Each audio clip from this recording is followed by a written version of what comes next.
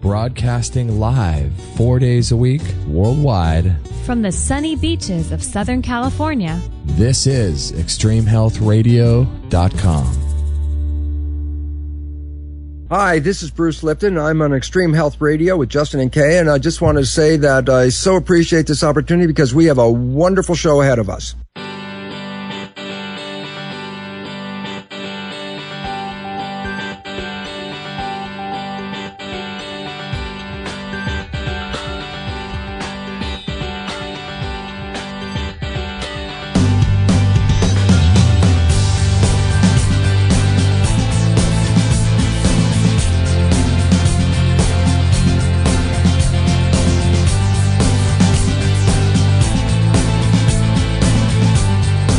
So, Kate, I am definitely not going to make the same mistake that I made on our last interview. Do you remember what that was? I don't remember.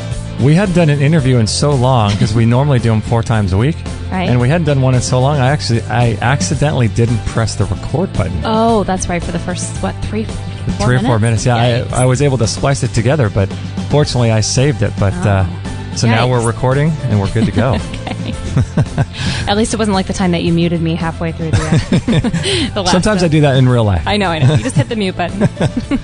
So thank you, everybody, for joining us. We're really excited about today's show. We have Dr. Joe Dispenza on, and if you've been living under a rock, maybe you don't know who he is.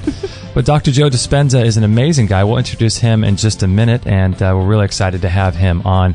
And let's see, for reference, this is episode number 341, and this is Extreme Health Radio. We broadcast live 2 days a week on Monday and Friday. This is a special week with Dr. Dispenza today on Thursday. So if you go to extremehealthradio.com/live, you can listen to the live shows. Typically happen at 9 a.m. Pacific time on Monday and Friday. So you can join the chat room and ask your questions and listen live and make some friends in the chat room. Have a little party. Little fiesta. Little fiesta.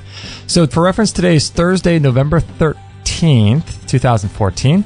And if you guys would like to support this show, and if you do any shopping on Amazon, we would greatly appreciate it if you go through our link, which is extremehealthradio.com/Amazon, for all your Christmas shopping, your holiday shopping, birthday shopping, Kwanzaa shopping. Love it. Anything else, Groundhog Day shopping. Groundhog Day shopping. What have you. We would greatly appreciate that. So thank you so much for all of you that do that on a regular basis. We appreciate that.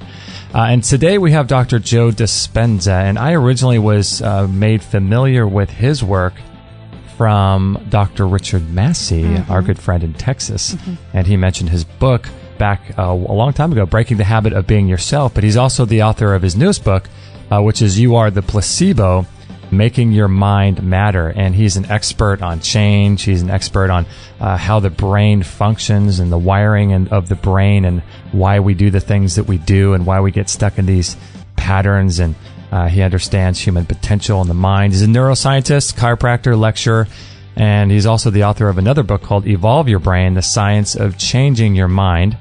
And he was in that really great movie a while back called What the Bleep Do We Know? Love that movie. So that was a great movie, wasn't it? That was a great movie. So thank you so much, Dr. Dispenza, for being on the show. We really appreciate your time today. I'm very happy to be with you guys. So I wanted to ask you, so your newest book, You Are the Placebo, that came out, when did that come out? Was that recently? It came out at the end of April of this year. End of April, okay. And so there's a lot of people talking about the placebo, and it's just so interesting when I look at people talking or listen to people talking about the placebo, they mention it sort of like haphazardly, and they don't think, no one really looks into it, and I don't understand why. It's kind of strange. A little odd. Well, I spent quite a bit of time researching it, and, the concept of the placebo is fascinating because you cannot do a study in research right now, whether you're testing a drug or some type of new medication or some type of treatment without bringing in the placebo because the power of the mind is that strong. And the idea that you can give someone a sugar pill, a saline injection, or perform some false surgery or treatment, and a certain percentage of those people will accept, believe, and surrender to the thought or the idea that they're getting the real substance or the real treatment, and they'll begin to program their autonomic nervous system to make the exact pharmacy of chemicals that matches the drug or the treatment that they think they're getting.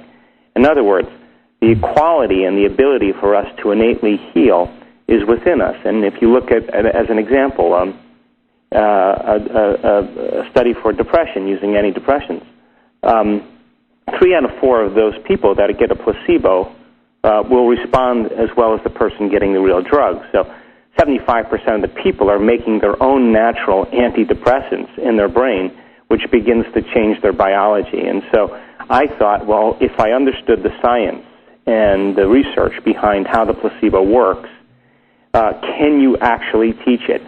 And instead of believing in some known substance like a pill or an injection, that can we begin to select a possibility, a new potential, an unknown in the quantum field, and consistently revisit that unknown until we make it known and produce the same effects, but instead of relying on something outside of us, we rely with those innate capacities within us? And the answer to the question is absolutely yes.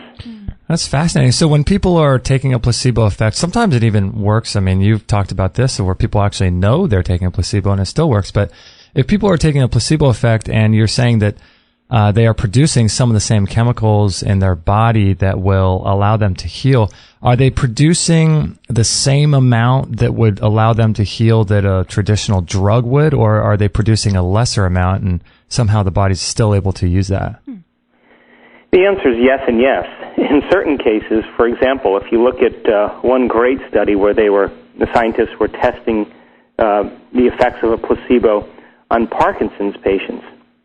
Now, Parkinson's patients have a deficiency in dopamine, and dopamine actually stimulates the pleasure centers of the brain. But in the absence of dopamine, the upper motor neurons in the brain begin to misfire, and the person has involuntary tremors.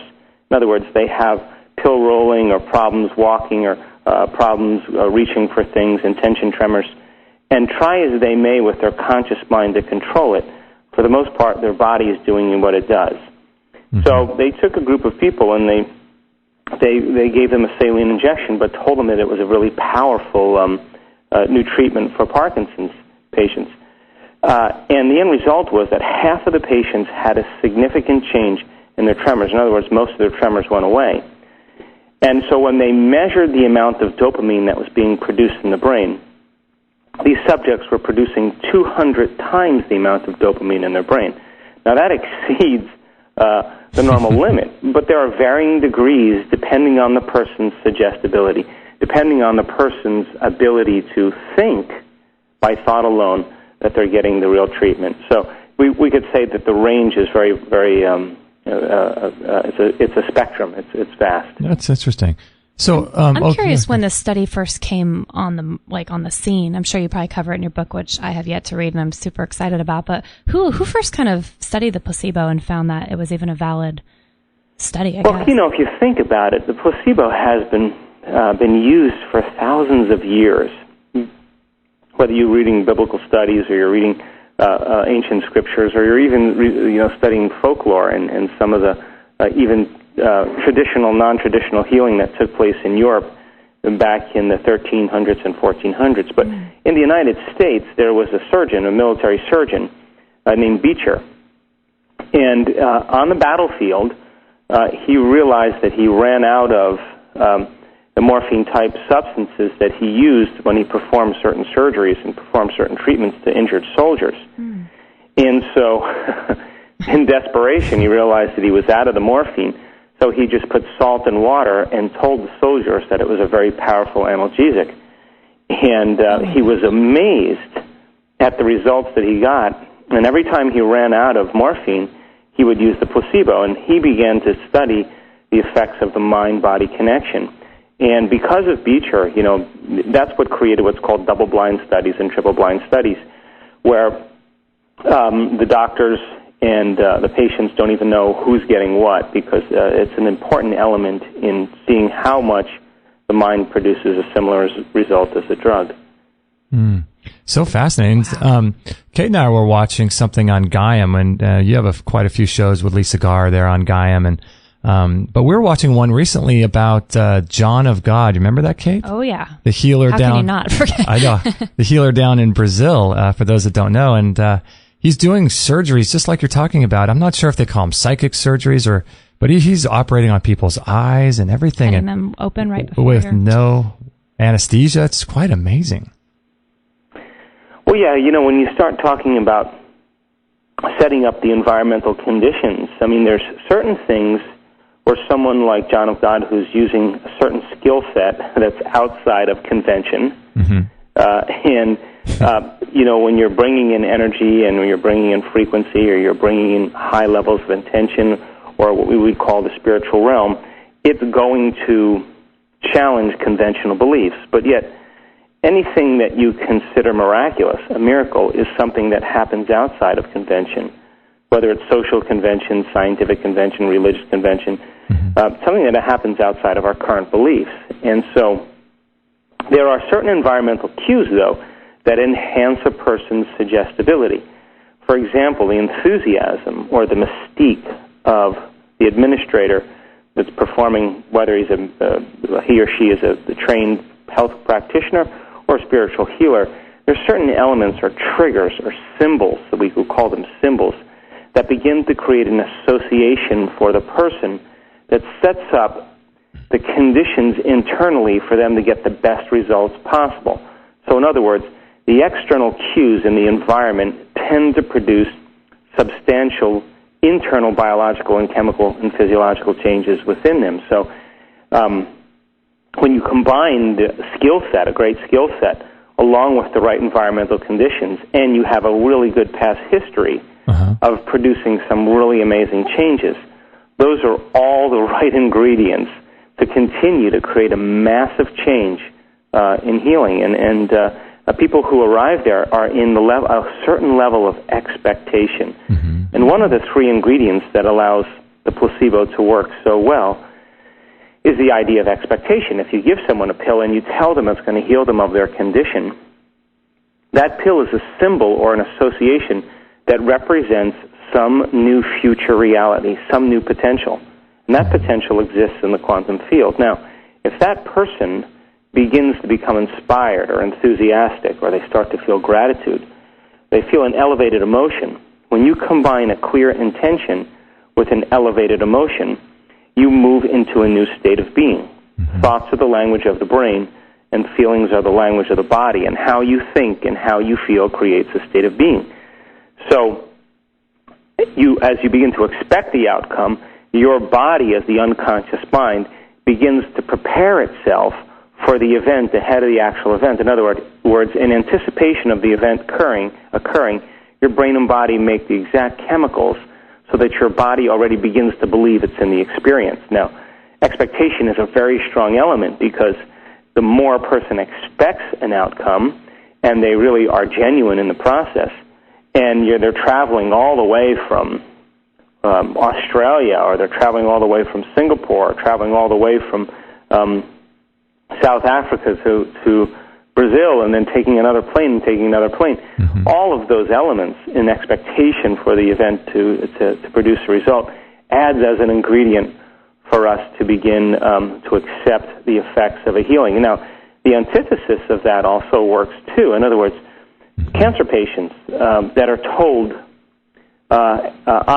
before their first chemotherapy treatment that they're going to get nauseous after their first chemotherapy treatment, a high percentage, over 30% of those patients, will get nauseous on their drive over to their first chemotherapy treatment in anticipation of the effects that are created.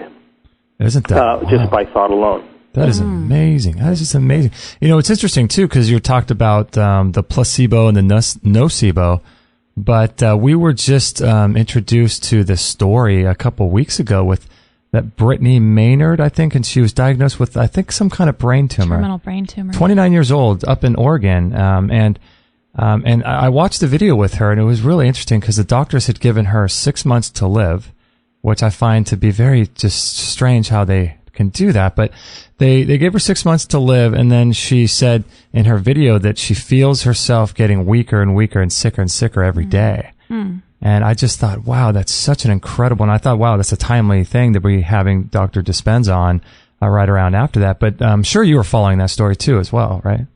Well, it's a fine line, when we talk about this, because there's which I stay away from in the book, but there's an ethical dilemma. maybe the modern day witch doctor wears a lab coat and a stethoscope, and when you give someone a death sentence of how long they're going to live, it's like a voodoo curse. And so we only accept, believe, and surrender without any analysis to thoughts that are equal to our emotional state. And that's how we begin to program our autonomic nervous system. So you give someone a diagnosis of cancer, and cancer brings up a whole host of internal representations and pictures in their mind, but it also produces the emotion of fear. And so when they feel fear, they will only accept, believe, and surrender to the thoughts equal to that emotional state, and they'll program their autonomic nervous system. So change a person's emotional state, and we've done this enough times in our research, to a state of gratitude or a state of joy or a state of enthusiasm, and they'll accept, believe, and surrender to the thoughts equal to that emotional state and begin to program their autonomic nervous system into a different destiny.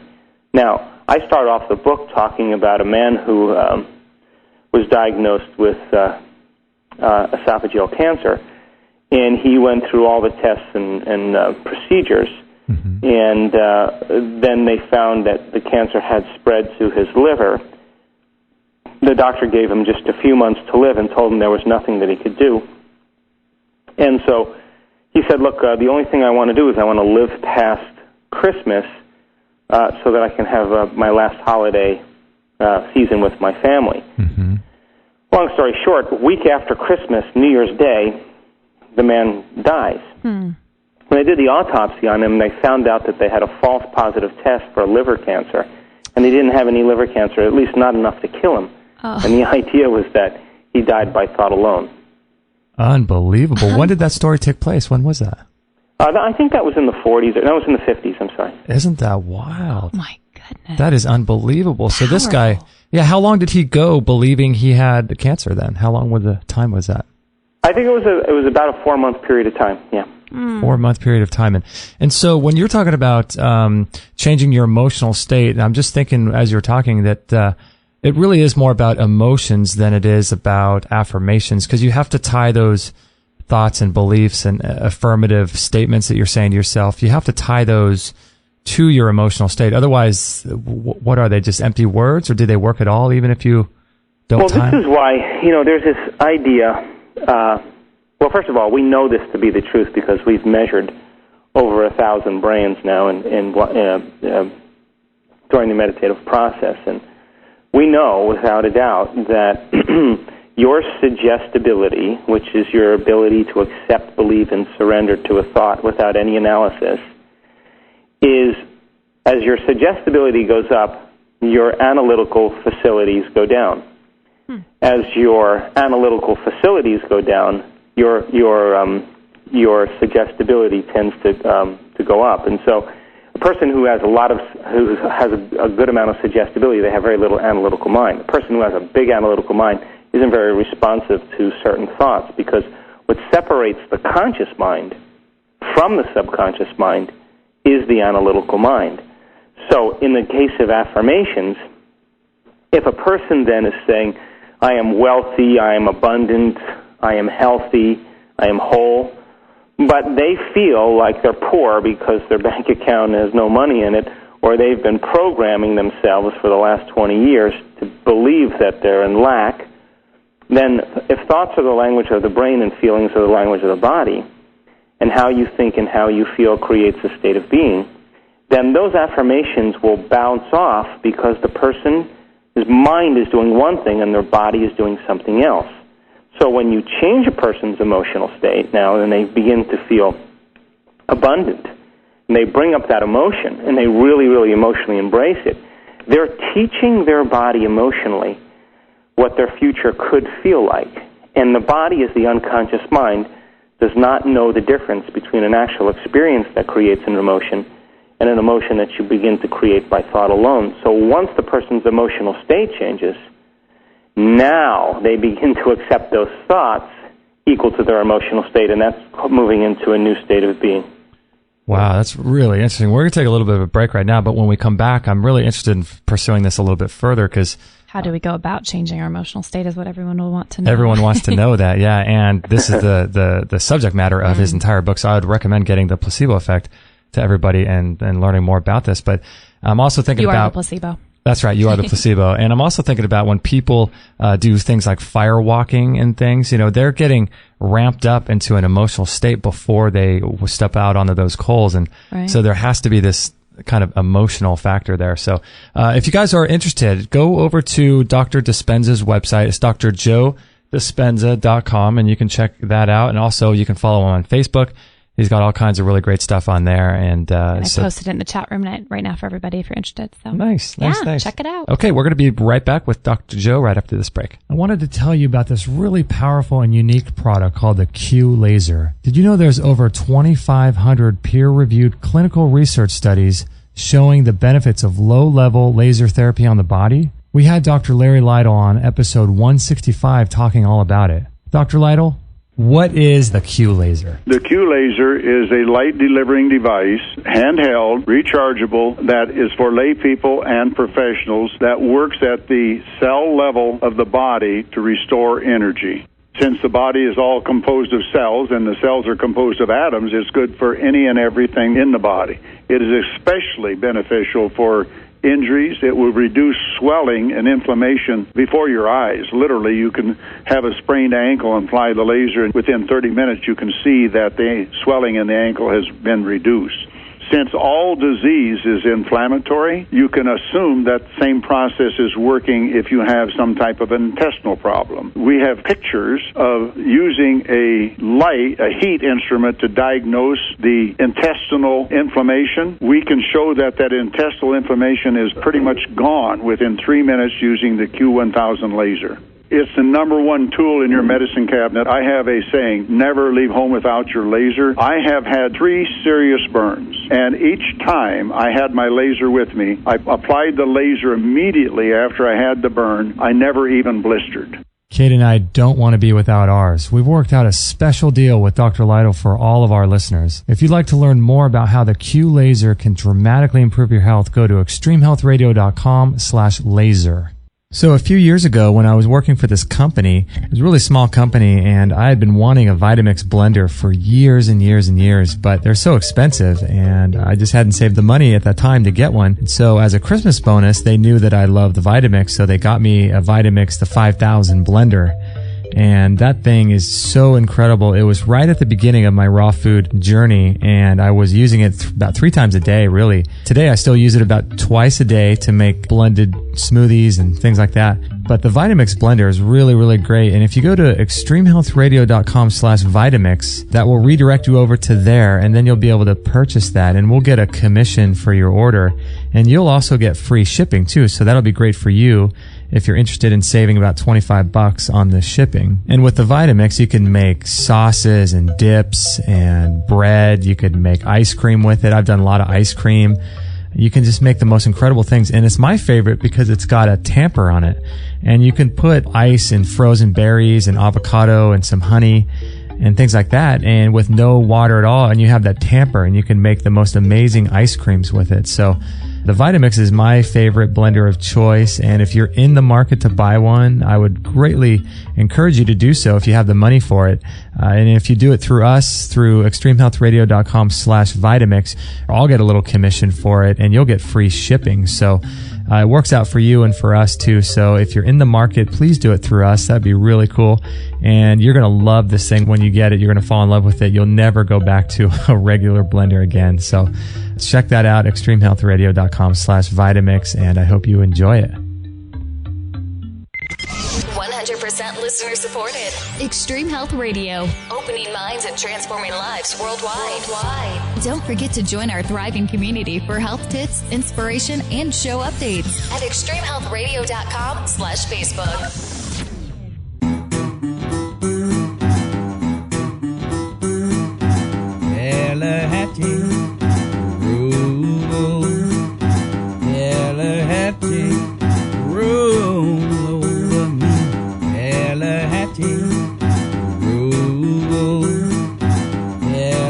We are having just such a great time with Dr. Joe Dispenza, and we actually missed him because he was at the I Could Do It conference recently. I know. And we weren't able to be there that day. Attend. Yeah, that would have been a lot of fun.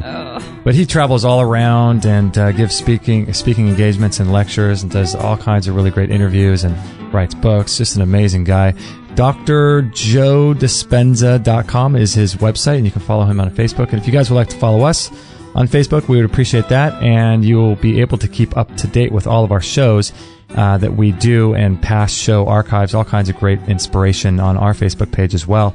So follow both of us. A lot of fun, and we appreciate that. And so, Joe, before the break, we were talking a little bit about how to go about doing some of these things in terms of retraining and reprogramming your brain.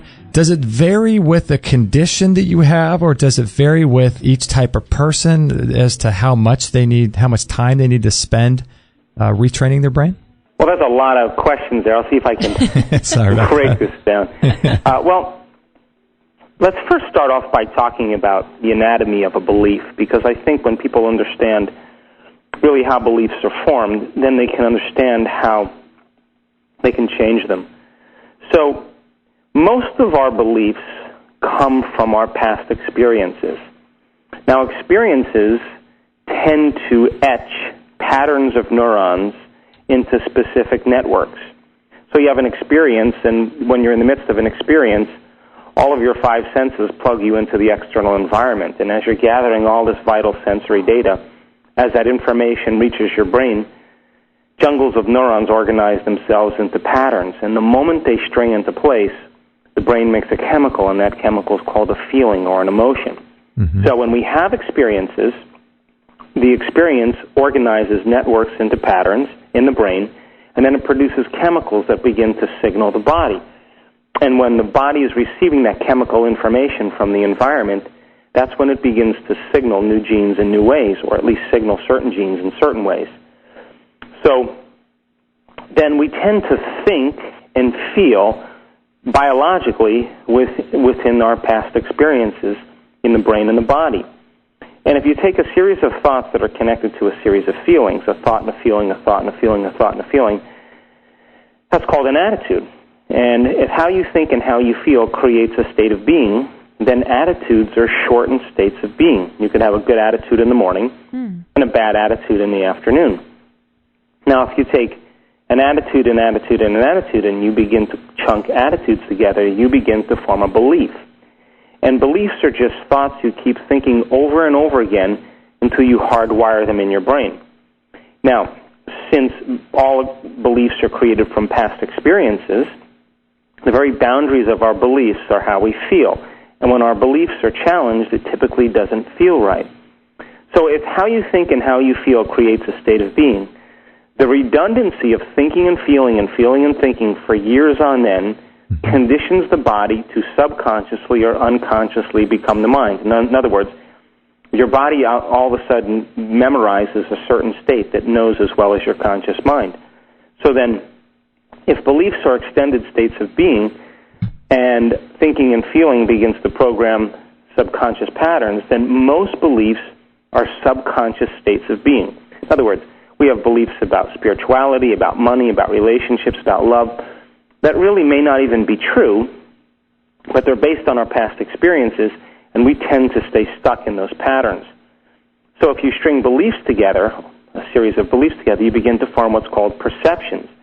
And perceptions have everything to do with the choices we make, the things we create in our life, the relationships we have, and the behaviors that we demonstrate. Mm-hmm. So most perceptions, then, are viewing present reality through the lens of the past. So we may be editing out part of reality because we can't see that what isn't neurologically and emotionally in our biology. So in order for us to change a belief or perception about ourselves or our lives, we have to make a decision with such firm intention that the amplitude of that decision carries a level of energy that's greater than the hardwired programs in the brain and the emotional addictions in the body. And that's when the body responds to a new mind. In other words, the choice that you make has to become such an internal experience that is so emotionally strong that it transcends your past experience that you had in your external environment. And when that occurs, that choice becomes an experience that you never forget. Why? Because experiences create emotions, and experiences create long-term memories. So the choice that you make becomes a long-term memory, and it begins to take your body out of the past and bring it into the present moment. And before the break, you were saying, well, how about the fire walker? Well, how can a person in the deep south of the United States move into a state of religious ecstasy, entering strychnine and have no biological effects? Or the snake charmer, who's moving in a state of absolute trust, allows a poisonous snake, to bite them and have no blood coagulation. Or the mother whose child is trapped under the car, and the mother lifts the car up and pulls the child out. She doesn't say, oh gosh, I ate carbohydrates today, or I haven't worked out in 2 weeks. She makes a decision with an amplitude of energy that transcends the body as the mind, transcends the conditions in the environment, and for that moment, she's outside of linear time. So in order for us to change a belief or perception, we have to move into a similar state of being. So you talk about that in your book, and I've heard you talk also about, detaching from the body, so you're kind of getting into a state of no body and no mind, right? Well, so the work that we do in our workshops around the world for people to really change their body, change their health, change their life, and as I said, we've been measuring this now for 2 years, and that is that when you live by the hormones of stress, and stress is living in survival, the cocktail of chemicals that are created in the body from stress wake the brain and body up for a period of time. And when you're being chased by a predator, or there's some threat around the corner, those survival chemicals cause you to put more attention or awareness on your body, more attention or awareness on the things in your external environment, and you become very preoccupied with time, the body, the environment, and time. And those chemicals cause us to function as materialists, trying to define reality with our senses. And we feel more like matter and less like energy in that moment, because those chemicals cause us to focus on the particle in quantum physics instead of on possibility. We're looking at objects and things because there's danger out there. And we studied this with so many people, and we have all the biological machinery to do this. There comes a moment when a person's truly present and they're truly paying attention to an idea or a thought. The moment they begin to make their inner picture more real than their outer picture, they become dissociative. They become nobody. They become no one. They become no thing. They become nowhere in no time. They become pure consciousness. And the moment that occurs, they dissociate from the idea that they're a mother or a father or an attorney or a doctor or a nurse or a salesperson. They forget that they're a particular gender. They forget that they're, drive a certain car. They forget about the pain in their back. They forget about their emotional state. They forget about where they have to be tomorrow, what they did yesterday. They're so completely in the present moment that they literally become thought alone. And if you are going to heal your body by thought alone, then you have to become thought alone. Now, when we become that pure level of consciousness and awareness, that's the moment we have dominion over the body. That's the moment we can change something in our life. And that's the moment we can create some future time. So in order for you to heal your body, you have to forget about your body. In order for you to change something in your life, you have to forget about your life. In order for you to create some new future time, you got to stop trying to predict the next moment. And we've seen this over and over again, that in that elegant state where the person's taking their attention off the particle and objects and things in the material world and beginning to put their attention on that 99.99% of possibility where the quantum model of reality exists, that's the moment they feel connected to something greater. That's the moment they trust in the future and an outcome. And that's the moment they're no longer trying to control an outcome or force an outcome, because they're no longer matter trying to change matter. Their energy, their consciousness, their awareness, and that's the epiphenomenon of matter. So we've seen this over and over again.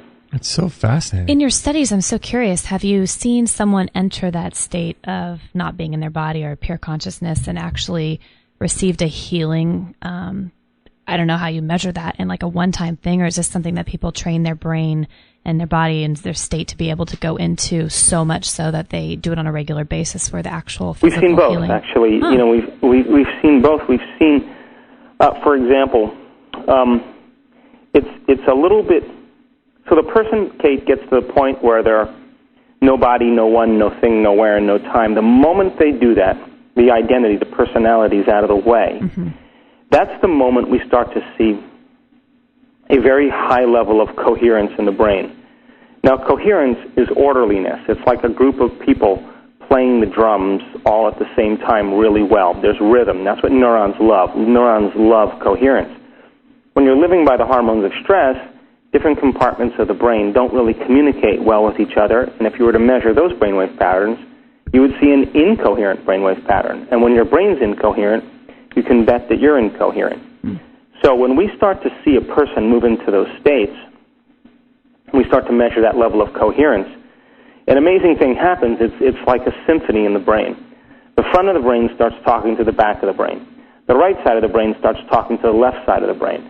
Different compartments of the brain begin to synchronize, and what syncs together links together. And all of a sudden, the person starts feeling more whole. They start to feel more like themselves. Now they're in the perfect state to create in. And so then we've also seen when this occurs that we start to see significant amplitudes of energy taking place in people's brains. In other words, their amplitude of energy that their nervous system and their brain is processing is outside of convention. Sometimes 10 times the amount of normal, sometimes 20 times the amount of normal, sometimes thousands of times outside the realm of normal. Now, they cannot make their brain do that. It's happening to them. And when it's happening to them, the inner experience that they're having in that moment is greater than any past experience. In other words, they're having a full-on sensory experience between their ears without their senses. And their brain chemistry begins to change. And when that occurs, we've seen people right in our workshops be healed right in that moment, instantaneously. Now, that doesn't always happen for everybody. Some people have to create that level of coherence. In other words, if it's taken them 10 years to create the disease because they keep knocking on the genetic door over and over again, and finally they program the gene, it may take them a couple of years to turn the battleship around. And we've seen people, just like in placebo studies where you have to take the placebo for 6 or 8 or 12 weeks to remind you of that future in order to move into a state of being. Well, we don't need a sugar pill to move into a state of being. You can do the same thing without the pill. And so certain people who've been diagnosed with cancer or diagnosed with rare genetic disorders or Hashimoto syndrome or whatever, MS, it's taking them a little bit of time to reprogram that gene. So we've seen it happen instantaneously when the amplitudes are really high in the brain. We've seen it take place over a period of time.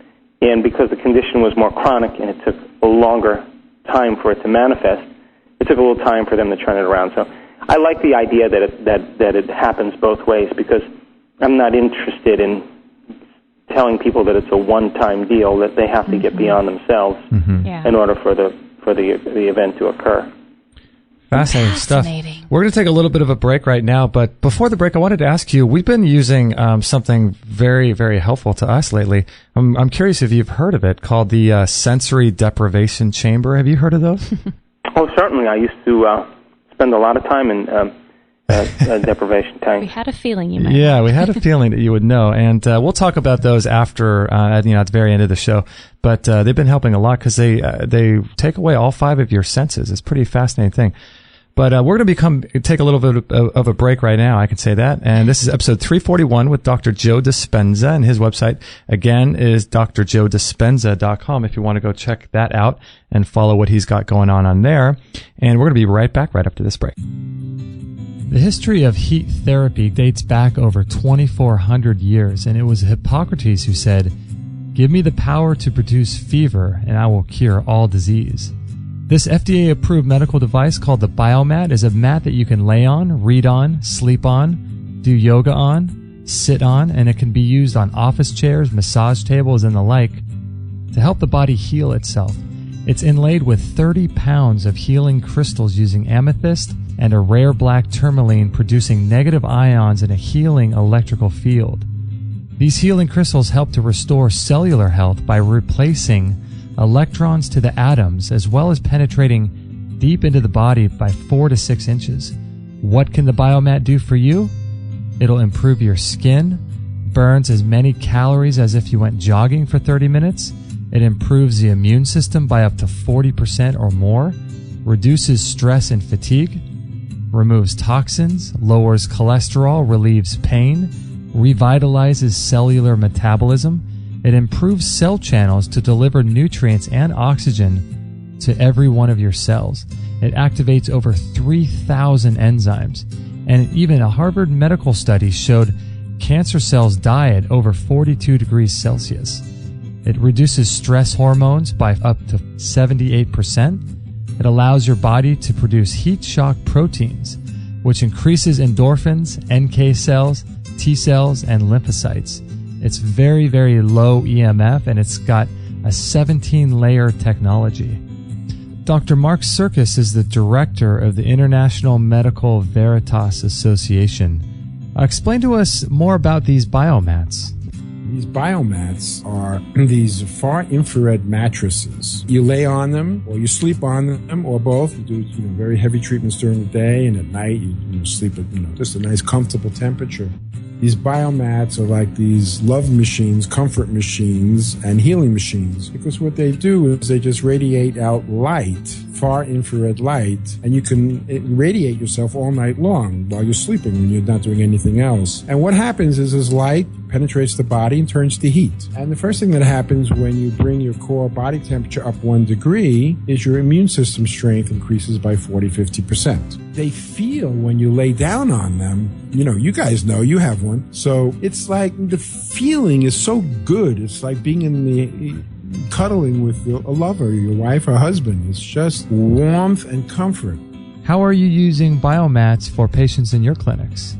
The cancer treatment using heat is very aggressive, meaning during the day, you sandwich yourself in between two of them, turn it on to high heat, and bake the cancer. The cancer will die before you will. No, this is, you can go to England and spend $20,000 and microwave a cancer out of existence. These biomats basically do the same thing. Radiation therapy for cancer is really a solid idea. Unfortunately, oncologists use the wrong radiation. They use radiation that kills you. This biomat uses radiation that can save your life and make your life more comfortable, keep you warm in the cold, and help take care of your kids and all. The list doesn't end. Yeah, because isn't there some sort of temperature at which cancer cells will start dying? Right, and it's below the temperature that human cells will die. So you really like this biomat far infrared technology, don't you? But it's strengthened me. Well, now the kids are addicted to it. They fight on who's going to sleep on it at night. And it not only changed my life, but it changed my medical practice and my books. This is a great machine for anybody who lives in the cold during the winter. Instead of heating a big house, you just heat yourself. Bottom line, it brings good feelings. Just lay on this biomat, and it gives the strength back. I can attest to that indeed. Kate and I love ours, and we think you will too. Learn more about these amazing biomats at extremehealthradio.com/biomat. Or you could check them out in our store as well. Again, that's extremehealthradio.com/biomat. All free shows, all the time, on Extreme Health Radio. Opening minds and transforming lives worldwide. Join our community today. Sign up to our email list and instantly get our free gift to you, along with loads of inspirational content and cutting-edge tips to help change your life at extremehealthradio.com/subscribe.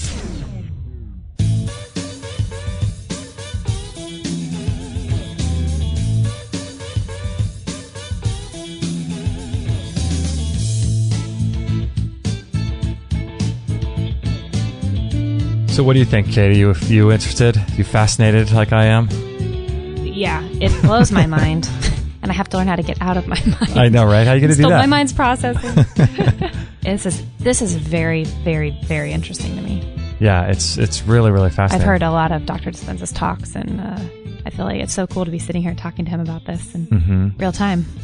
Yeah, it's great. It's more interesting every time I hear something. Because, ultimately, in my opinion, if someone wants to get completely healthy, at some point they're going to have to deal with spiritual, emotional issues. Because the physical body can only go so far in terms of taking supplements and being healthy and doing exercise. And I think the real sort of foundation of true health and vitality and living a vibrant life comes down to the types of things that Dr. Dispenza is talking about here. So getting a handle on that and understanding why we are the way we are, why we are wired the way we are, it's just fascinating stuff. So Dr. Dispenza, I wanted to ask you, in terms of what it looks like, I know your entire book is about this and answers this question, but what does it look like for someone? Is it a series of daily practices they do, meditations they do, or how do they go about this change that we're talking about? Okay, I'll answer that, Justin, as easily as I can, okay? We use the meditation model because the whole purpose of meditation is to get beyond the analytical mind. In other words, if you're sitting in a meditation and you're thinking and you're analyzing, you're driving your brain further away from the operating system where true change comes about. And again, we've studied enough brains in meditation, and I can tell you that if you're analyzing your life within the emotion that you're experiencing, like you have a problem and you're analyzing your problem within the emotional reaction to that problem, you'll make your brain worse. You'll drive your brain further out of balance, and your body as well. Okay. Because the emotion is a representation of the past. So by very definition, you're thinking in the past. You get people beyond their emotional states, and when they break free from the chains of those emotions, the memory without the emotional charge is called wisdom, and that's when they begin to finally see the answers to their problems. So we use the meditative model because it's a great way for people to begin to disconnect from the conditions in their external environment, to put their body away and no longer do anything to reaffirm their personality, and to forget about time. And if you're doing a meditation very well, you will forget that you have a body. You will forget that there's an environment out there, and you'll forget about time. And so that's my definition of change. My definition of change is when you get beyond your body, you get beyond your environment, and you transcend time. So the simple model that we use is very easy, and it says this: your personality creates your personal reality. That's it. And your personality is made up of how you think, how you act, and how you feel. So the present personality who's listening to this call, this show, has created the present personal reality called their life. Which means then, if you want to create a new personal reality, a new life, and your personality is what creates it, then you have to start thinking about what you've been thinking about and change it. You have to begin to become aware of your unconscious habits and behaviors and modify them. And then you have to look at the emotions that you've memorized that keep you anchored to the past and decide if those emotions belong in your future. So I think that most people try to create a new personal reality as the same personality, and it doesn't work. We literally have to become someone else. So this concept in neuroscience called metacognition is what has become the hot word now in different circles of contemplative practices. It's called mindfulness. But really what mindfulness is your ability to observe how you're thinking, to notice how you're acting, and to pay attention to how you're feeling. And the moment you are observing them, you're no longer your personality. You're no longer a program. You're the consciousness observing the program, and that's when you begin to objectify your subjective self. In other words, if you see yourself standing up in front of an audience and giving a lecture and you watch the videotape, I guarantee you the next time you watch it, you'll self-correct. If you watch yourself dancing the salsa and you're out of control, I guarantee you the next time you dance, you'll bring it in a little bit. So the ability for us, because of the size of the frontal lobe, for us to observe who we're being means we could modify our states of mind and body to do a better job in life. Which also means then you get to decide what thoughts you do want to fire and wire in your brain, what behaviors you want to plan in your life. And the mere fact of reviewing your behaviors, mentally rehearsing your actions, beginning to speculate a new way of being, begins to change your brain biologically. In other words, the research on mental rehearsal shows that as you begin to plan your behaviors and you pay attention to what you're doing, if you do that enough times, your brain will look like it already had the experience. You've just upscaled the hardware in your brain. You've installed new circuitry. If you revisit that hardware pattern enough times, it'll become a software pattern because it'll become an automatic program. And if you can emotionally embrace a future event before it's made manifest, then your body, as the unconscious mind, begins to believe it's in that future in the present moment, and you begin to signal new genes in new ways. Now, the word meditation literally means, in Tibetan, to become familiar with. So as you become familiar with all the thoughts, behaviors, and emotions that keep you connected to the old self, and you're so conscious of them that you'll never go unconscious again, that is a process of meditation, to know thyself.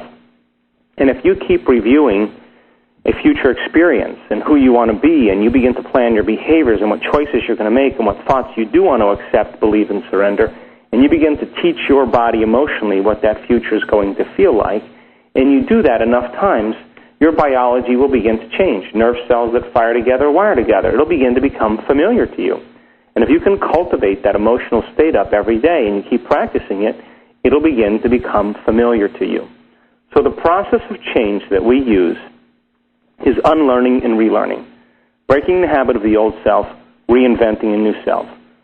What we say in neuroscience, pruning synaptic connections and sprouting new connections, unfiring and unwiring, refiring and rewiring, unmemorizing emotions that are stored in your body, and then reconditioning the body to a new mind and to a new motion, downregulating or shutting off certain genes and signaling and turning on new genes, pulling your energy out of the past and putting your energy into a new future. And that model seems to work really well.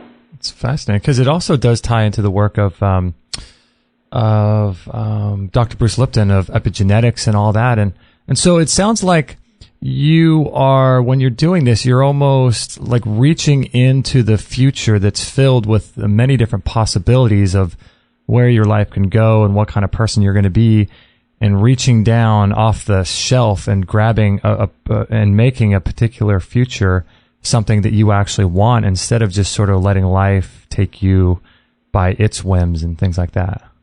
Well, it's a choice of being a victim to your external reality. In other words, most people, their personal reality is creating their personality instead of their personality creating their personal reality. So if we're living reacting to everything in our life, then we're victims, and for the most part, we're living in survival. And living in survival, you're not going to want to create because it's not a time to create. And there's predators out there. It's time to run. It's time to fight. It's time to compete. It's time to, manipulate. It's time to try to survive in the jungle. So, but in the state of creation, then, I think it's an important element to create, because that's when you begin to see, once you begin to produce the effects of your mind at cause, you'll always pay attention to what you did and you'll do it again. Mm-hmm. And that's when people begin to feel empowered. And so to the materialists, they would say, well, why would I want to, give thanks for my wealth if I haven't experienced it yet? Well, you're going to wait for your wealth to come in order to feel abundant.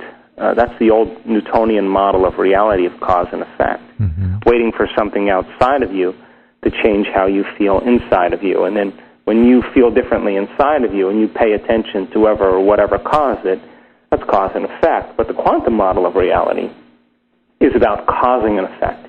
It's changing how you think and feel and doing it enough times so that your body and brain begin to change to look like the event has already occurred. Now, the new science in neuroplasticity and epigenetics says you can change your brain and body by just thought alone. So if there's physical evidence in your brain that shows that the experience looks like it already happened, and you're emotionally embracing that future and upregulating new genes in new ways, so your body is beginning to change in preparation for the future event, this is where you get to relax, because the event is going to find you, and it's going to come in a way that you least expect. And it has to come in a way that we least expect, because if we can expect it, it's nothing new. It has to rock our world. It has to catch us off guard. And it has to leave no doubt that what we did inside of us produced some result outside of us. And when we can correlate the changes we made inside of us with the effects that we produced outside of us, we'll always pay attention to what we did, and we'll do it again. So it becomes repeatable. So it seems as if this is what they talk about in The Secret or in that film there, where they talk about creating your own reality. But this is bringing it much, much deeper, because you're saying that when you do that, your body actually changes, and then it vibrates at a different frequency, perhaps, and that's what's bringing in the resonant frequency of what your body is now vibrating at. Well, I mean, look, we talked about it extensively in What the Bleep, and then The Secret came out, and this similar model was created, and it's the same. I mean, when you are more energy and less matter, you're more in a creative state. And when you have a vibrational match with your electromagnetic signature that matches a potential in the quantum field electromagnetically, your body will be drawn to the event. But as an example, if you want wealth and you feel lack, you'll never have wealth. I mean, only gold creates gold. Lead doesn't create gold. So teaching people then, if you want abundance, then you have to teach your body emotionally what freedom and abundance feels like. If you want a healing, you can't wait for your healing to feel wholeness. You have to feel wholeness before the healing occurs. If you want a successful life, you have to feel empowered before the success comes. If you want a new relationship, you can't wait for the relationship to come to be happy and in love with life. You got to be happy and in love with life before the relationship shows up. So teaching people how to do that.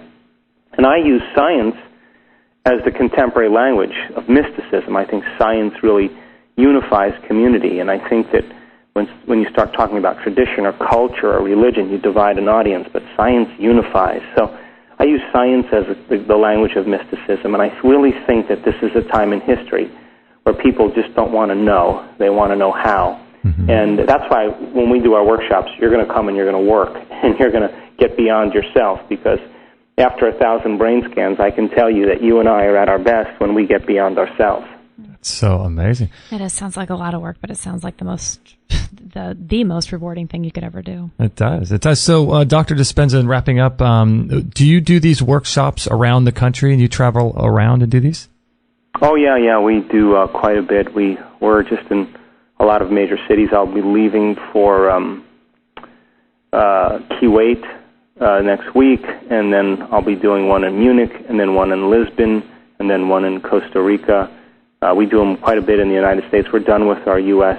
tour for the year, but we were in Denver, we were in Phoenix, we were in Los Angeles, we were in Austin, we were in Miami, we were in New York.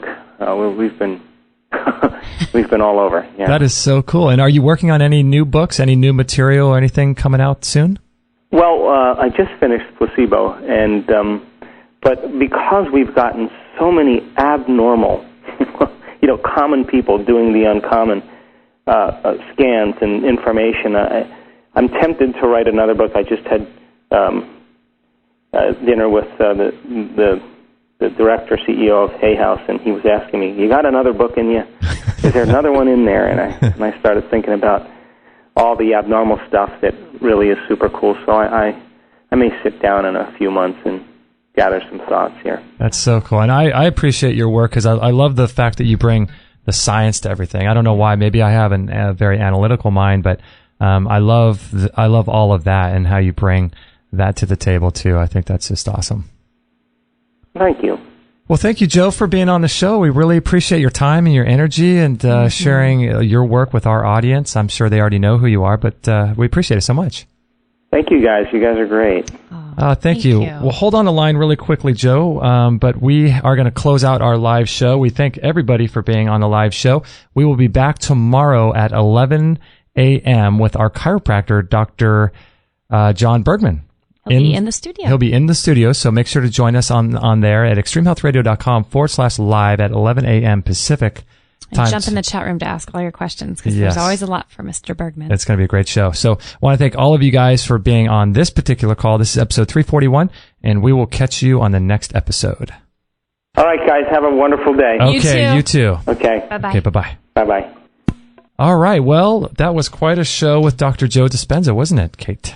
It's so cool having Baby Kate. people chill out with us on the phone that I've listened to for years. I know, right? We got a lot to talk about, don't we? We got a lot to talk about. Well, let's break this down, because I've got quite a few things that I'd like to share and talk about and concerning what he did or what he said. So we're going to run a little ad. We're going to be right back right after this break. And when we come back, we're going to talk all about this show. Yes, let's. Okay, here we go. I have to say, I have been absolutely loving this product by Tristan Truscott and Peter Ragnar called Good Morning, Good Evening Qigong. If you want to listen to the interview we did with Tristan, you can go to extremehealthradio.com/127. And Qigong is a great way to de-stress the body. And as you know, there's a huge component to disease caused by stress. And stress is a huge factor in how we live our lives and the amount of energy we have and the amount of vitality we have. And so, Dr. Shade, what do you think about Qigong? People come to me and they're really sick and they got this blown out neurological system and all this toxicity. And I tell them, you need to do Qigong, Tai Chi. You need to do these things that settle down and restore your neurology, because it puts together all the parts. It puts you back into that state where you can start to detoxify. And so I highly, highly recommend all that. And what about you, Kit Campbell? What do you think about Qigong? Do you like it as well? Qigong is amazing. And the reason that I believe it to be amazing is everything here is energy. That is a scientific fact, if there ever is one. So when you're practicing Qigong, you're actually drawing energy into your body. Your intention, whatever your intention is behind any action, will determine the level of energy, type of energy that you absorb into your body. So your intention behind is very important, just like thought. So when you're practicing Qigong, you're actually bringing energy in and you're bringing out the stuff that might be a bit stale. With Tai Chi, it's totally different. The energy runs underneath the skin because it's more of a martial. This is the Chinese understanding, by the way. It's more of a martial art. So Qigong is very, very good for bringing that energy into the body, and just fantastic. If you're interested in picking up this Qigong course by Tristan Truscott and Peter Ragnar, go to extremehealthradio.com/Qigong. That's QIGONG. And you can learn more about it. There's a great video on that page, and you can learn more about it on that page. And I highly, highly recommend this product. I love it myself, so go ahead and check that out. extremehealthradio.com/Qigong.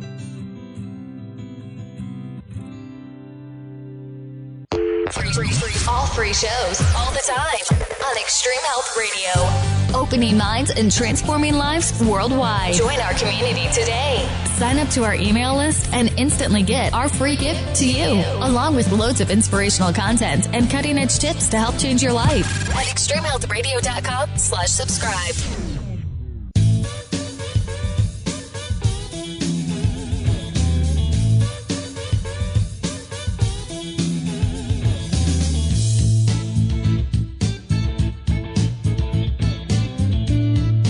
I can find the unmute button there. Barely found it, but I just found it. Somehow you mysteriously always seem to find it, though, when when I'm talking. What, I mute you? They need to have those for people in real life. Just turn people off. That would be. Could we get Dr. Dispenza to work on that? That would be awesome. That'd be his next project. Yeah, we got a whole construction. live mute button. The live mute button. We have a whole construction crew right next to our house here, and they're just going on with us. Can you imagine how fun that would be just to be able to turn mute? Well, I'm laughing because that's silly cell phone I have, which I cannot wait to ditch after the new year, hopefully, when I get out of the salon altogether. But It has this app where you can actually be in a bar or a restaurant that has a TV on, and you can change the channel from where you're sitting. Really? It's the creepiest but coolest thing, and I'm thinking I can picture an app like that on people's phones where you could point it at somebody and just silence them. Prevent them from talking. Trash took down the street, silent. Oh my gosh, that would be pretty funny. I think we need to work on that. Why let Dr. Dispenza do it? We should come up with that. An app for that. That's hilarious. Oh man, good times. He was a pretty interesting guy, wasn't he?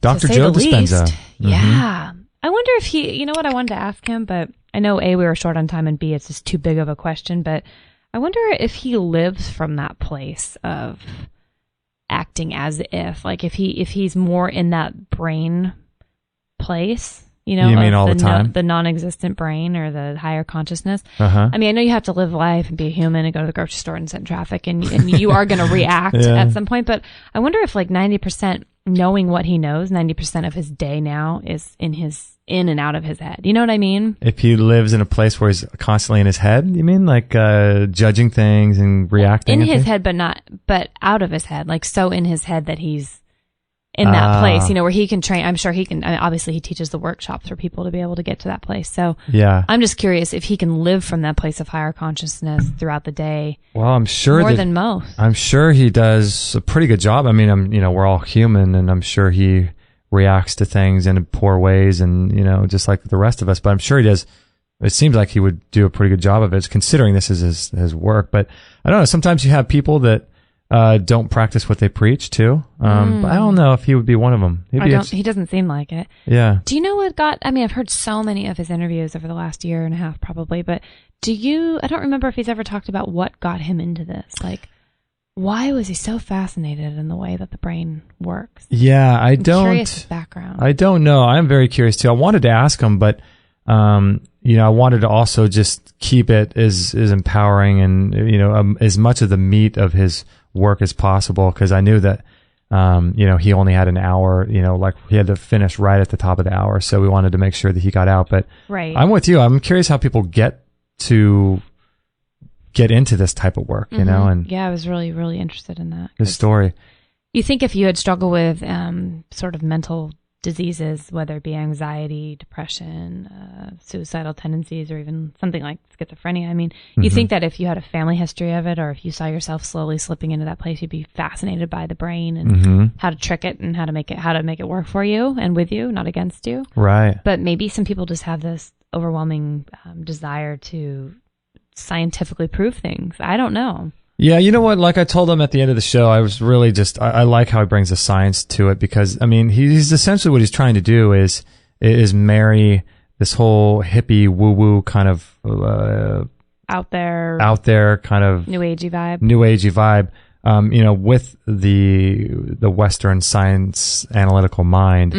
And so, you know who else does a really good job of that too is Lissa Rankin. Oh, does she? Her book is amazing like that too. Yeah, that's right, because he's a real kind of hardcore researcher. Yes, but very much and very doctor, came from the typical background of a medical doctor, but adds the spiritual in, marries it in just the way that I think Joe Dispenza too. I'm sure they have a lot in common, and they're both Hay House authors. So, how about that story with that guy that he opens the book up with, where the guy was told he had cancer and he didn't, and he died? I mean, what is that? I'm sure that happens a lot. Well, check this out, too. This is really interesting. I had an appointment this morning at the crack of dawn, about 45 minutes away, which we'll talk about on our next free-for-all. Which will be actually another week from now. That's right. But I'll blog about it tonight. Yes. But I was driving down. I was listening. I was gearing up for this talk, so I wanted to just hear his latest Hay House 2014 World Summit interview. Real quick, I just want to let everybody know about both of our audio blogs. Oh, right. And so we're doing audio blogs. So Kate's doing a 365-day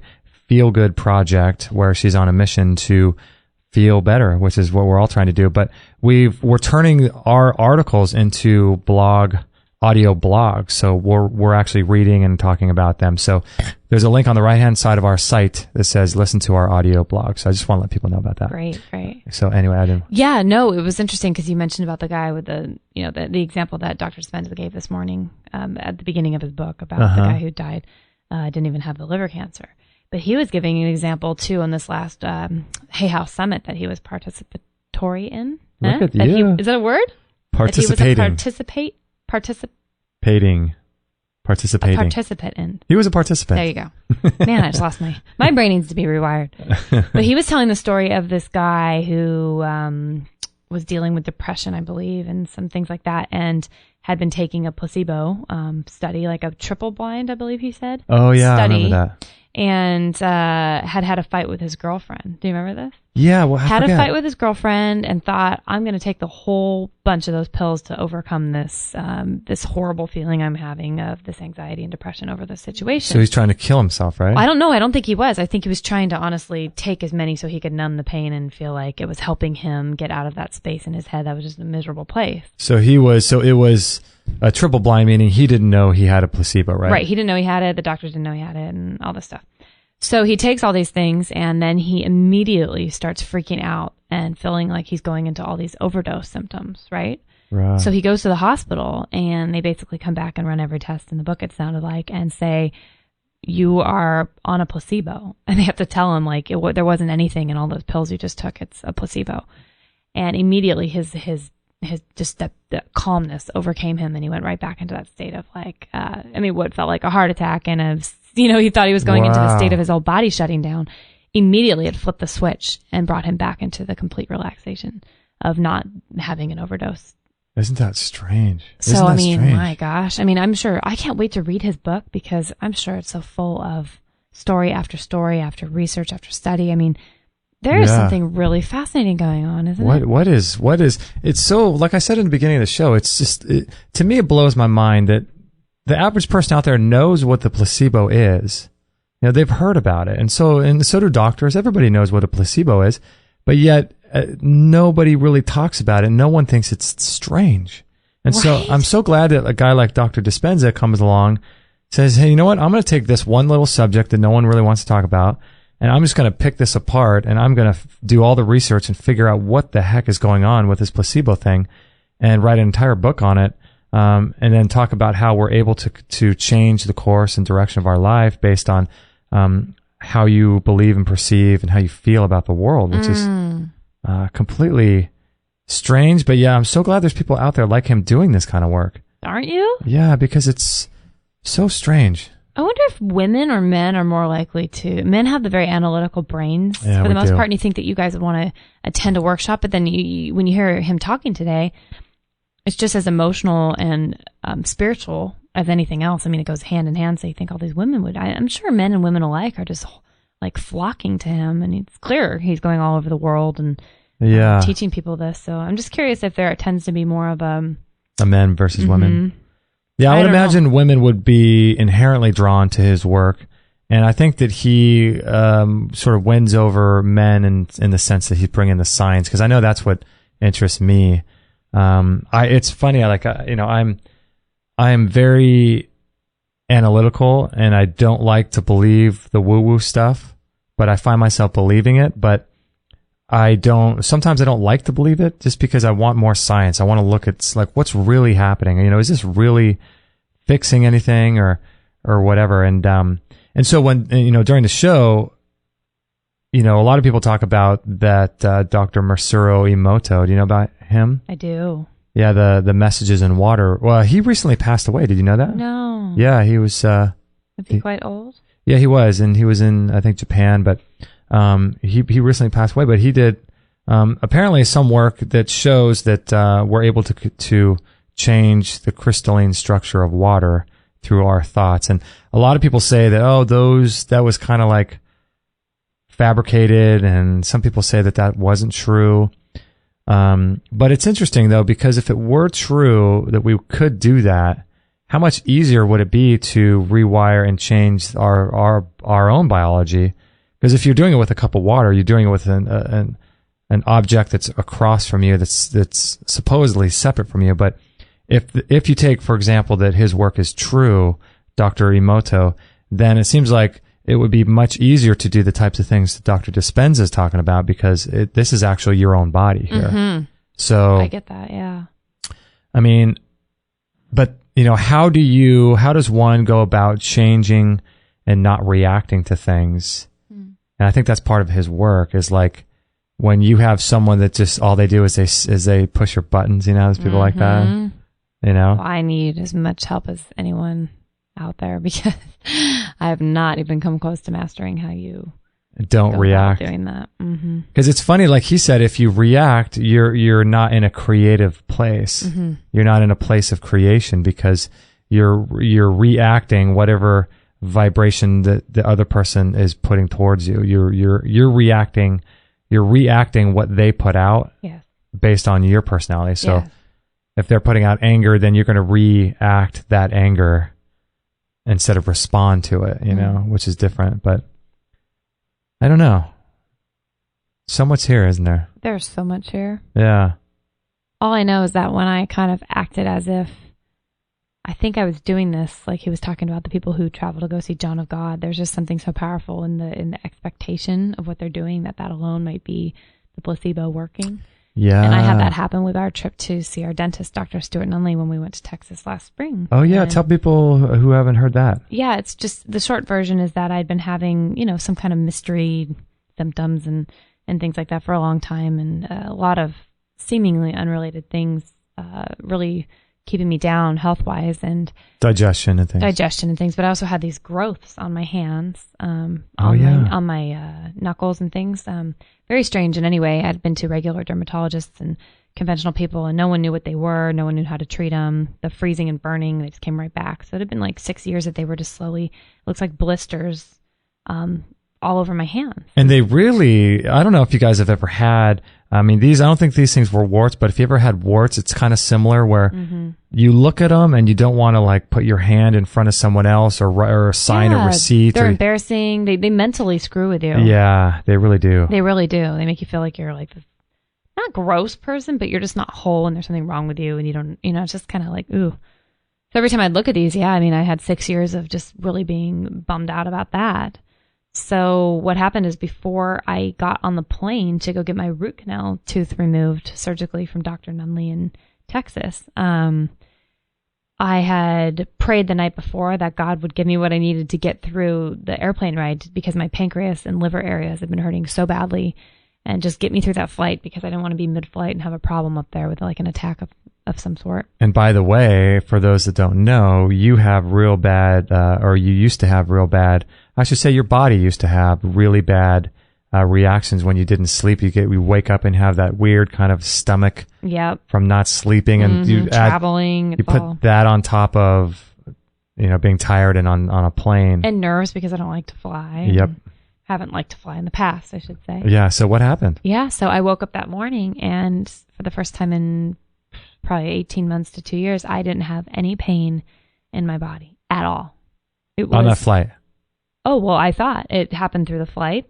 Uh-huh. And then I was thanking God the whole time, and I just get me on the ground. The minute we got on the ground, I still felt great. Throughout the whole day, I felt great. I thought this is a fluke thing. Next day I woke up, I felt great. I got my surgery, I felt great. I continued to feel great until a couple months ago, where I've had a few issues kind of flare back up, and I think they're more dietary and I'm dealing with them. But it was as if the healing had happened, the trust in the process that was going to come to me. From the actual extraction. From the extraction of the tooth had already been done in advance. It was that acting as if and trusting as if and just being really involved and in believing that the process was going to help me. And those growths on my hand were the proof of it, because within 2 weeks of getting that dental work done and that trip to Texas upon coming home, they were almost completely sunken and gone when they had been on my hands like that for 6 years. So. And you have before and after pictures too. Sure do. Yeah, incredible, isn't it? It was and to me, when he was talking today about when people start to see what this looks like in their own life, there's no going back.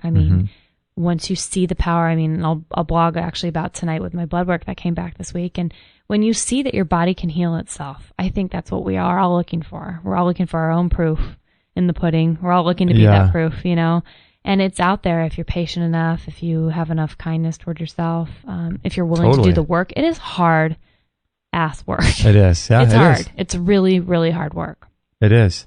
But seeing my blood work come back this week and it having been lowered was amazing. So, yeah, it's almost like with your blood work, it's almost like what he talks about, acting as if it's going to be fine, and acting, living in a state of complete wholeness and abundance and health and vitality, and knowing that no doctor, no number can ever tell you that you're healthy or not. No number. A number is just some sort of representation of a physical, perhaps, ailment that may or may not even be there at the time that the doctor tells you about it. And so true health and true vitality and abundance it only comes from us. Yeah. And a doctor, some number can never tell us. All it can tell us is, okay, so if you're, I liken it to being in a sailboat, and if you're taking a sailboat from California to Hawaii and you start seeing Alaska, you're a little bit, problem. You start seeing polar bears, you're going in the wrong direction. You better bring a coat. Yeah, you bring. So all a number is just that polar bear is just saying, you know what? Okay, I'm going to go in a slightly wrong direction, but I'm healthy, I'm whole. It doesn't mean that you're not alive when you're in that sailboat. It doesn't mean that you're dying when you're on the sailboat. It just means you're going the wrong direction. So when you're getting some number from some doctor, it just makes sense that, hey, like, get back between get back into the right current and go the right way. You know what I liked about a lot of his work? It's, I think it's really important for people to really take a unified stand as far as what they're going to be doing in their life and what kind of life they want to live. Because I feel like so many people, I don't know if you see this, I see it every single day. Excuse me, that people they react to everything, and everything sort of switches on and turns and causes them to just react to things. This happens to me.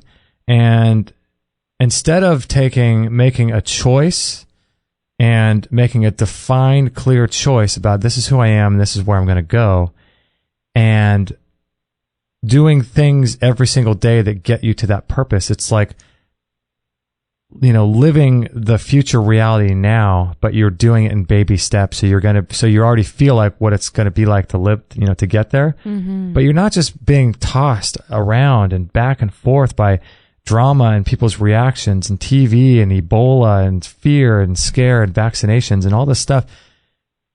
Ultimately, all that stuff is designed to control you and keep you fearful and keep you afraid. And so, I feel like we're taught that from such an early age that if you're able to get into the work that Dr. Dispenza is doing, other people like him, Dr. Greg Braden, tons of people do, a lot of great work like Dr. Dispenza, but whoever you resonate with, and you start really taking an active approach to where you're going in life. Yeah. Instead of just taking the first best opportunity. That's, you see that all the time. Yeah. It's crazy. I mean, I was one of those people up until the last 3 years. Because it's finally you're saying, what do I want to do? What kind of person do I want to be? Who do I want to affect? How do I want to live my life? It's so different than just taking, I got this opportunity. I'm really good at doing this, and this opportunity pays really well. Right. Or, what do you want? Yeah. What do you want to do? Exactly. Yeah. What do you want to do, and what kind of person are you going to be? You know who's really good about speaking about that whole subject is Mike Dooley from Hay House. Oh, yeah. Oh, man, is he good. Tut.com. What? Tut? Tut. Yes, TUT.com. Not KingTut.com. Nope. That's different. Yeah, TUT.com. But he speaks so much of that and the stuff that we've heard him talk about. It's like, what do you want to do?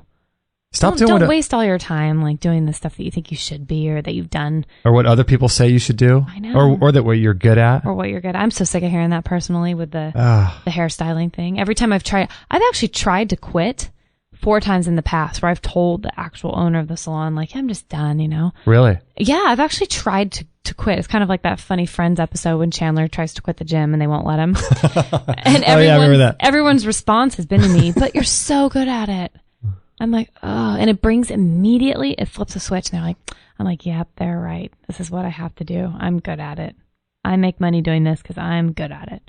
And you start to go down that road of like, oh, the economy's so bad. I need to be thankful I have something that I'm good at that people pay me to do. I should be satisfied with where I am. But the reality is the chemicals are killing me. I mean, they are not adding to my health by any stretch of the means. Yeah. And I'm tired and I don't like it.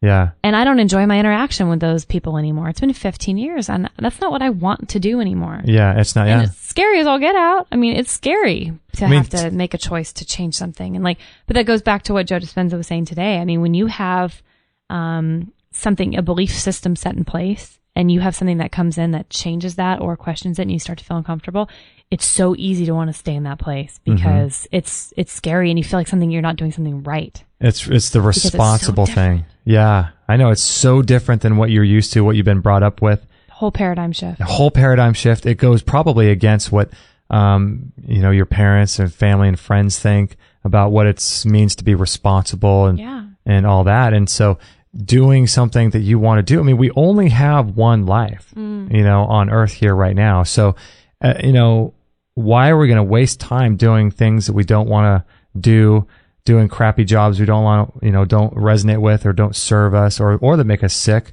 or be with people that are just belittling, toxic. Yeah. I mean, if we only have one life, it's time to change, time to start doing something that you want to do, and stop being such a giver and stop being so dependent upon people making you feel like it's your role and your responsibility to always give, and you never give to yourself. And so ultimately what that happens is, that turns into a rapid aging process, a disease process, and ultimately not living the kind of life that you want to live and that you should be living. I think most people are living as an observer. They're on the sidelines of their own life. Mm-hmm. And they're not even playing. They think they're playing, but they're not. Yeah. And that's probably the most sad state for me to see people in. But it is time to man up and jump in. Man up, brother. Man up, brother. Sister. So we thank all of you guys for being on the show today. It was a pretty cool show, huh? So fun. Yeah, if you guys like the show, pass it on to your friends. Let your friends know about this show. This is extremehealthradio.com/341. And we have our audio blogs, and we are broadcasting live 2 days a week on Monday and Friday at 9 a.m. Pacific. Tomorrow is a special show once again at 11 a.m. Pacific with Dr. John Bergman in the studio. So that's going to be really great. And if you guys could do us a favor, we'd greatly appreciate this. If you could support us in these ways, if you could remember to go over to extremehealthradio.com/Amazon and bookmark that link in your browser, and use that link every time you make a purchase on Amazon. We'd greatly appreciate that. Because if you're already going to make purchases on Amazon anyway, this would be a great way to help support us, keep the show free for everyone else that listens to the thousands of other people that listen, so they don't have to pay for it. And it also supports us, and nothing changes for you. So that's also a great thing. And also, if you guys could, it really, really, really means a lot to us if you could go over to iTunes and put in Extreme Health Radio, all one word, into the search bar, and leave us a rating and review. We'd greatly appreciate guys, that is so helpful. We live off of those reviews. Mm-hmm. I mean, it means the world, and we understand not everybody has money they can donate or even buy things off of Amazon, but those reviews are priceless to us. I mean, we appreciate all those other things because it does pay our bills, but the reviews just allow it to be able to get out into the hands of other people, which in turn are able to help us keep the lights on. Yes. It is just priceless, and we really, really, really would ask you guys to go over and do that and help us out. Yeah. We highly, highly appreciate it. Because apparently when you leave a rating and review and you subscribe on iTunes, it helps. I think it helps to bring our show to the top of the of the search or the lists or whatever. So that is just an invaluable way. And I know that when you're listening to these types of shows, because I do this all the time, I listen to the host ask for something like this, and I think, I'll do it, when I get home. And there's other people that will do that. But if you could really make a point to remember, because I know a lot of people listen to our shows while they're out and driving or doing errands or something like that. If you can remember when you get back to your car, your iPad or whatever, to do that, that would be really grateful. And if you would like to support us on a financial level, we do accept donations. There's a place to do that on the right-hand side of our website, and so we greatly, greatly appreciate that. And then also, if you are interested in looking at our store, we've got all kinds of great products. We just added Ceramcore to our host of products that we stand behind now. Is that how you say it? Ceramcore, I think. Okay. Yeah, Extrema, and it's a chemical-free, toxic-free, heavy metal-free, lead-free, completely organic and natural cookware. So they have skillets and saucepans and all that kind of stuff. So I know what I want for Christmas.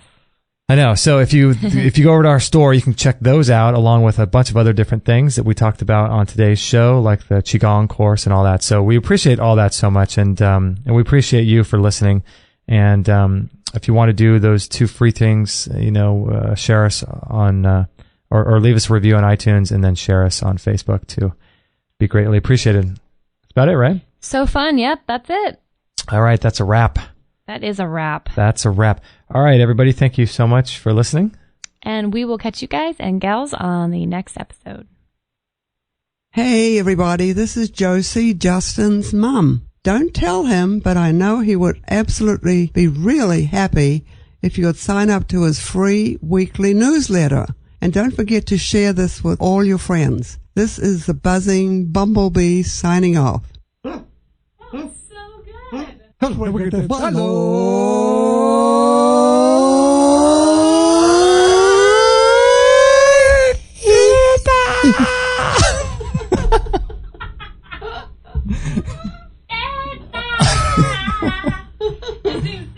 Oh my gosh.